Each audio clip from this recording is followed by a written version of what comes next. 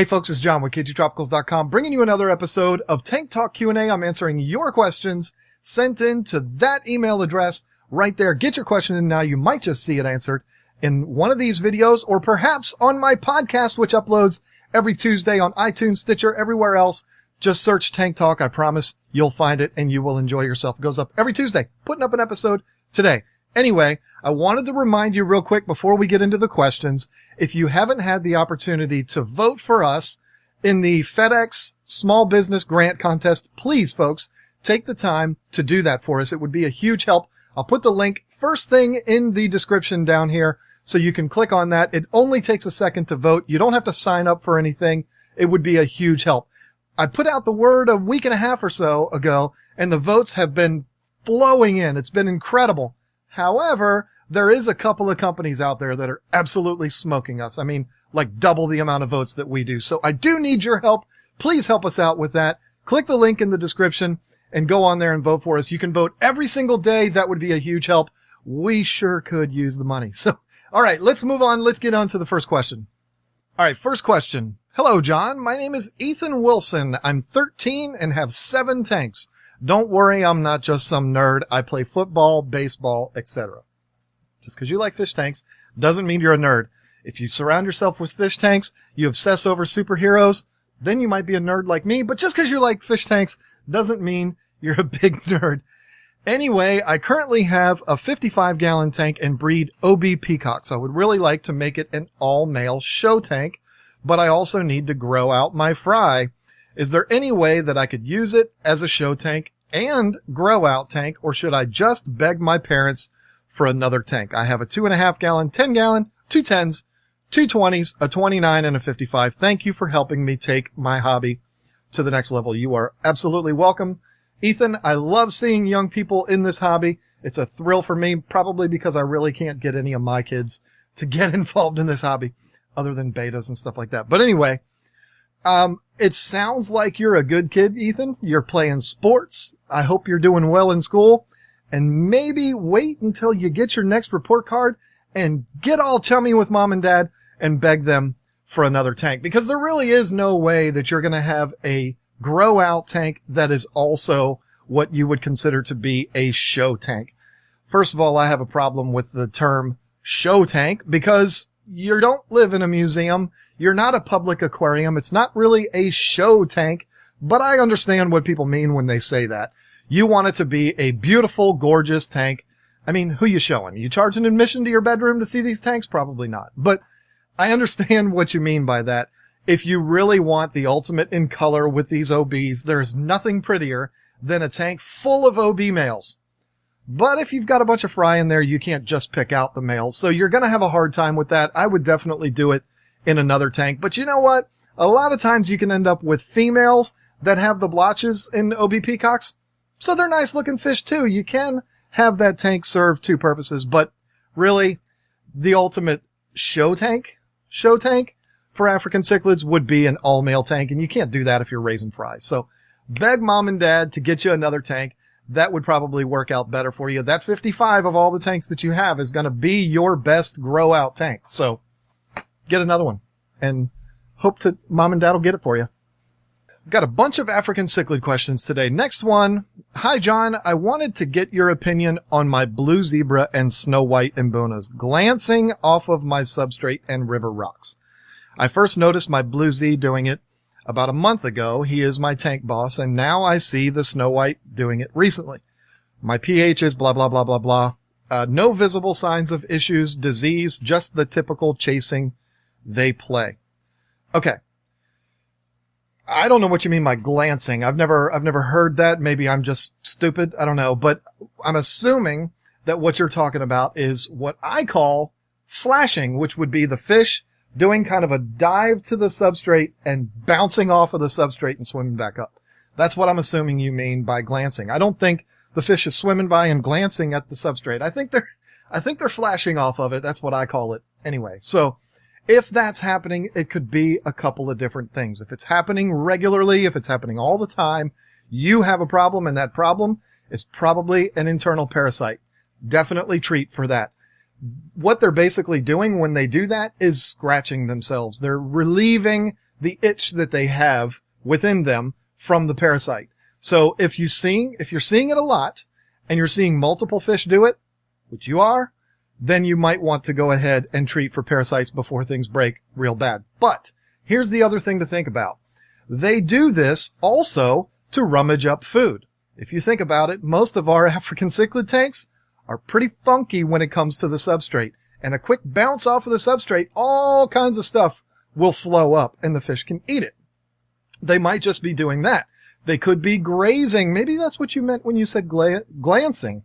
They can graze off of the rocks, scrape it off of the rocks, eat algae off of the rocks and things like that. That could be what they're doing. If you're only seeing it every once in a while, it's not something that's common, then that's probably what it is. They're just trying to rummage up food. But if you're seeing it a lot and multiple fish doing it, you have a problem in that tank, my friend. Go get yourself some good parasite medication, follow the directions, and you'll be good to go. Next question comes in from Cameron Facette, I think is how you say it. How can I get my cichlids to get along with rainbow sharks, bala sharks, and guppies? I'm pretty sure that's a joke. Let's move on. Hi there. I've actually used to have African cichlid and Oscars for years, but back in my home. Things and products here in the U.S. are different to me. Currently, I got barbs and angels in my 30-gallon tank. Do you think it's hard for me to have Oscars and cichlids again? I'm a PhD student and obviously don't have much time to take care of them. Thanks, Mosin Kivey from St. Louis, Missouri. First of all, good luck on your PhD program. Focus on that. You don't have time to mess around with these fish. If you want my honest opinion, I think your best bet is to not go and start messing around with Oscars and other different types of cichlids. I would keep what you have. There's nothing wrong with a tank that's full of angels and barbs. Hello. It's beautiful. There's nothing wrong with that. It's a gorgeous tank, and those fish can tolerate a lot. You're a PhD student. You're not going to be able to do 50% water changes twice a week. You probably don't have that kind of time. So the fish that you have, they can get along in their 30-gallon tank. They can go with minimal maintenance. You have to do your maintenance, but you know what I mean. Not as much maintenance if you had a bunch of African cichlids in there or something like that. So if it were me, I would tell you, stick with what you have and just take good care of that one instead of trying to complicate things with other fish. Now, I'm assuming when you're talking about, is there a way to get Oscars and cichlids again? I'm assuming you mean in another tank, because you're not going to mix these with the fish that you already have. Your barbs would be food. Your angels would be terrorized. It just wouldn't work. So I'm assuming you mean another tank. And in your situation, another tank might not be the best thing for you. So I think I would stick with what you have. And if you're getting bored with it, throw in a couple extra tetras or something like that. Maybe throw in some German blue rams, something to kind of mix things up and get that spark back in the tank again. That might be all you need. I don't think I would mess around with another tank. Wait till you get that PhD, and then you can get, you're going to have a PhD. You're going to have all the money in the world. You can buy as many tanks as you want. That's what I would do. Next question comes in from Ramy Martins. I hope I'm saying your name right. It's kind of a long email. Hi, John. I hope I got the right email address. I love the podcast and YouTube channel. I've been listening for 8 months or so. My question is that suddenly my African cichlids are afraid of me. When I walk by, they all scramble to hide behind the rocks and intake tubes. Same goes for switching on the light, but all of that was just fine with them until a week ago. A couple things have changed. I switched from an old fluorescent fixture to an LED. They're brighter, but not too bright. Another thing is their diet. When I ran out of Omega-1 brand pellets and flakes, I switched to the Tetra brand from my local Walmart. I haven't been able to get the other stuff locally. And I had a few beta pellets to use up, so I was feeding them that as well. Really?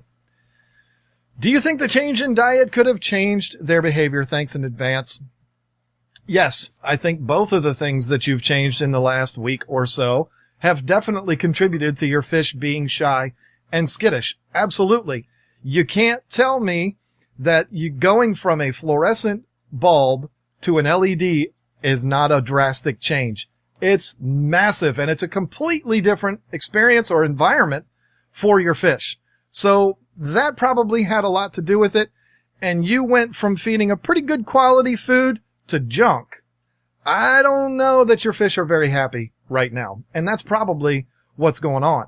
You kind of answered your own question here when you listed out the things that you've changed. It's obvious that that's what it is.